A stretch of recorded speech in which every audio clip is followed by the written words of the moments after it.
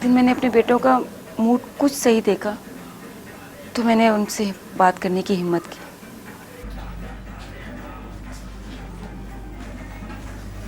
दीदार बेटा, मुझे तुझसे कुछ बात करनी है। अब बोल अम्मा, क्या बात है?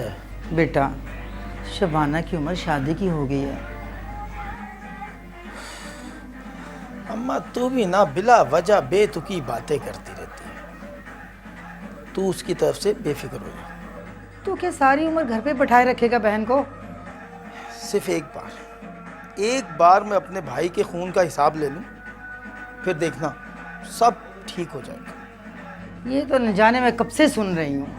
तू उनका एक बंदा मारेगा तो वो क्या खामोशी से बैठे रहेंगे?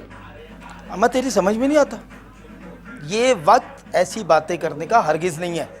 बस तू चुप से रह और देखती जा मैं क्या करता हूँ। इतनी अरसे से और क्या कर रही हूँ बेटा? सिर्फ देख रही हूँ और सुन ही रही हूँ। क्या सर? अभी और क्या सर? क्या हुआ? बेटा तू ही समझा, मेरी बात तो सीधे से इनके दिमाग में उतरेगी नहीं, तू ही कर ले। तू क्या समझाएगा? बोल। एक बात बता दूं मैं तुझे, अगर उसकी शादी की उम्र निकल गई ना तो फिर कोई बहाने नहीं आएगा उसे। अम्मा भाई ठीक कह रहा है, फिल वक्त हम वहाँ से तवज्जो नहीं हटा सकते। तू तो जानती है अभी कुछ दिन पहले ही कितना खतरनाक हमला हुआ हमारे घर पर। इसीलिए तो कह रही हूँ, मेरी आंखें बंद होने से पहले शबाना को रुखसत कर दूं। माँ, मौला तुझे हमारी उम्र भी लगा दे, तू सब्र रख, सब ठीक हो जाएगा। बेटा, मैंने तुम दोनों के लिए लड़कियां ढूंढ ली हैं। मेरा भी दिल चाहता है कि अपने पोते पोतियों से खेलूं। माँ, तू भी अपने दिमाग में पूरी ड्रामा सीरियल बनाकर रखती है। शर्म आनी चाहिए तुझे अपनी माँ का मजाक उड़ाते हुए। मैं मजाक नहीं उड़ा रहा अम्मा, मैं तो सिर्फ ये बताना चाह रहा था कि फिल वक्त जो तू सोच रही है वो मुमकिन नहीं। तो ठीक है, मैं अपनी मौत का इंतजार करती हूँ। खुदा ना करे अम्मा। मेरी ये कोशिश भी नाकाम हो गई थी क्योंकि जब से ये सिलसिला शुरू हुआ था ख़त्म होने की बजाय बढ़ता ही चला जा रहा था। मेरी तो ये समझ में नहीं आता था कि आखिर दोनों तरफ से इतने लोग मारे जा रहे हैं फिर भी लोग ख़त्म नहीं हो रहे। आज फिर मुझे बहुत घबराहट हो रही थी क्योंकि आज दीदार का मुखबिर फिर आया था और जब भी खबरी आता था या तो किसी की मौत की खबर आती थी या कोई नया वाकया होने वाला होता था। तुम दोनों एक साथ मत रहना और अपना मोबाइल खुला रखना। आप बेफिक्र हो तगड़े उस्ताद। मैं बेफिक्र कैसे रह सकता हूँ? हाँ, अगर तुम दीदार को गिरा दो तो आसिम बाबा की कमर खुद टूट जाएगी। हाँ, इसीलिए तो सारा प्लान बना है। वो बहुत चालाक और बहुत दिलेर आदमी है। याद है उसके भाई को जो घेरा था, मरते मरते भी हमारे 4 आदमी वो मार गया था।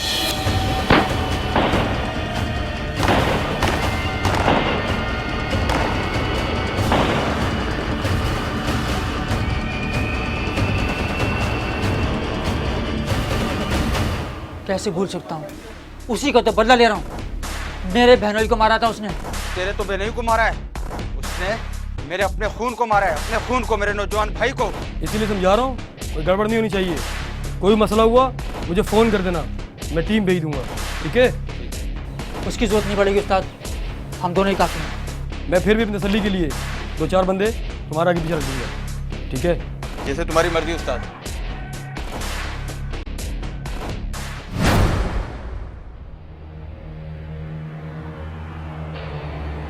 ये दोनों कमाते तो कुछ भी ना थे।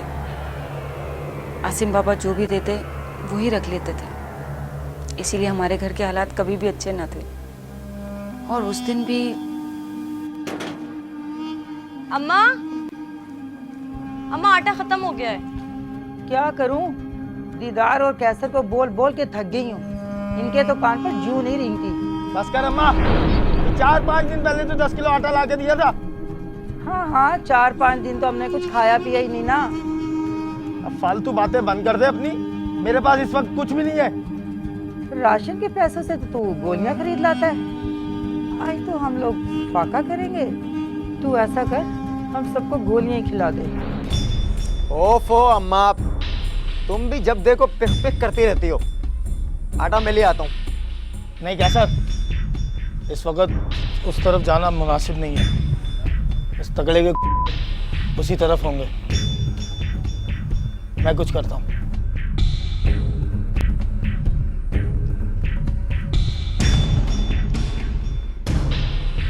हाँ हेलो, सुन।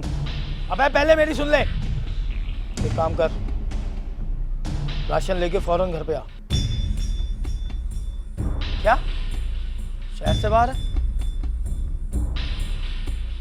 हाँ नहीं, वो कुछ नहीं यार, घर का राशन खत्म हो गया था। चल ठीक है, रखता हूँ।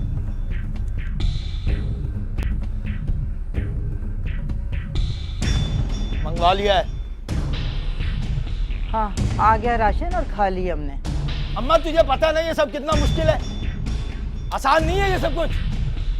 हाँ हाँ, कमा कर लाते ना तो ये सब मुश्किल ना होती। ये पहली दफ़ा नहीं था और मैं इनकी हरकतों से तंग आ चुकी थी। मगर ना जाने क्यों मेरे बेटे इतने ढीठ बने हुए थे और वो दिन भी बहुत मुश्किल से गुजरा था। फिर शाम तक कहीं जाकर दीदार का दोस्त राशन लेकर आया।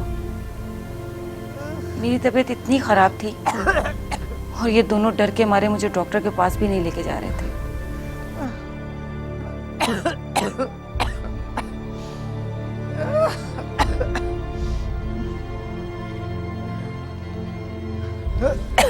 अम्मा कब तक ये तकलीफें बर्दाश्त करती रहोगी अम्मा?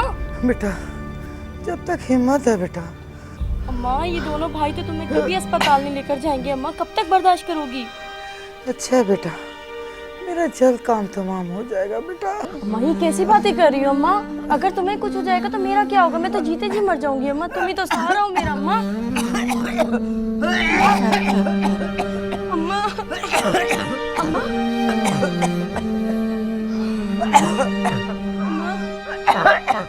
अम्मा इन भाइयों को तो एहसास नहीं है अम्मा, मैं तुझे डॉक्टर के पास लेके जाऊंगी अम्मा।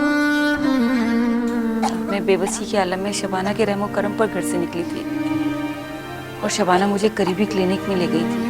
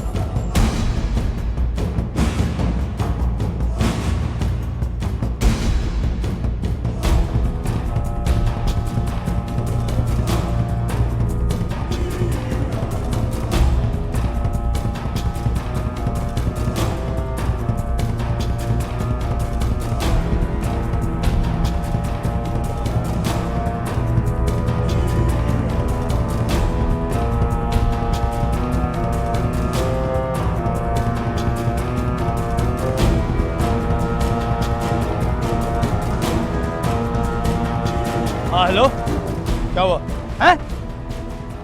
अपनी गली में क्या हुआ? वो हमारी गली में क्या खेल है?